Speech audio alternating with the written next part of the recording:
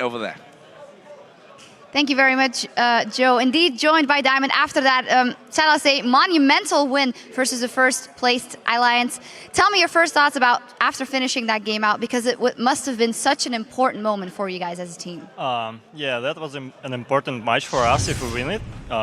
That would prove us that we are still a good team and we can compete really well in this tournament. And we did it, so we're happy.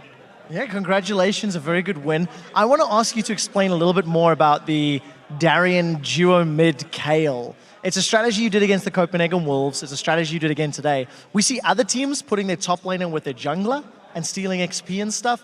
Do you not like that, or do you think putting top lane mid in the first few minutes is more important? Well, it depends on Darian's mood, I think. He sometimes goes with me, he sometimes goes and zones mid laner, enemy mid laner.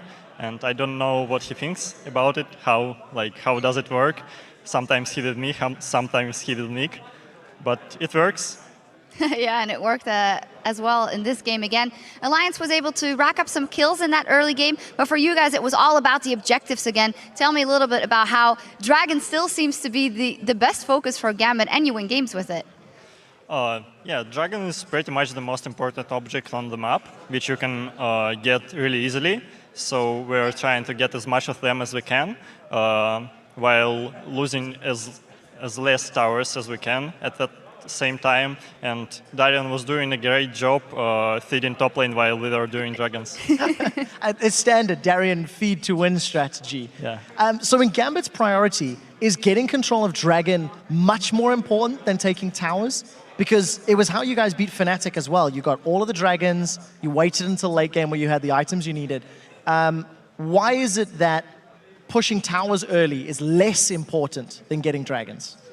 Because dragons are respawning and turrets are not respawning. Another question up against Froggen's Anivia. You guys didn't plan to ban it out, and you guys are of course very familiar with that Froggen Anivia in Gambit as a team. So why was it that you decided to leave it on the map, and how do you deal with it? Well, we all knew about Froggen's Anivia, that he plays her really great, and we knew how to play against her, but the one thing was that Nick was playing the first time against Froggen Anivia, so we were kind of afraid of it, but Nick said, give me Nidalee and I will carry you, and he pretty much did it. Well, it's nice to see. It's good he delivered. I want to step back from the game and ask your opinion on the state of the jungle at the moment. Patch 4.9, Kha'Zix is less popular in the jungle. I don't think we're going to be seeing him. So other than Elise, Lee Sin, and Evelynn, as the pioneer jungler that invents all these new champions, when will we see one that's not those three?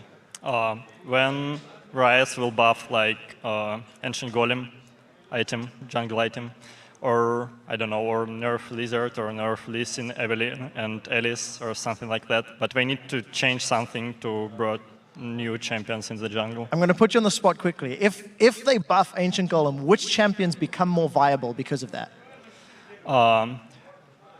I think Amumu will be the first one, because he is really strong even right now, but he suffers in the early game when guys who built Lizard buys 2 blades for 10 attack damage and just beat him in jungle early. And then, I don't know, I don't remember actually, maybe Nautilus or stuff like that. All right, very interesting. Well, thank you very much, Diamond. And Gambit does it again. They break the winning streak of Alliance this time around. We're halfway through with week 4, so let's check in with Joe and the Fisho to see what the table looks like.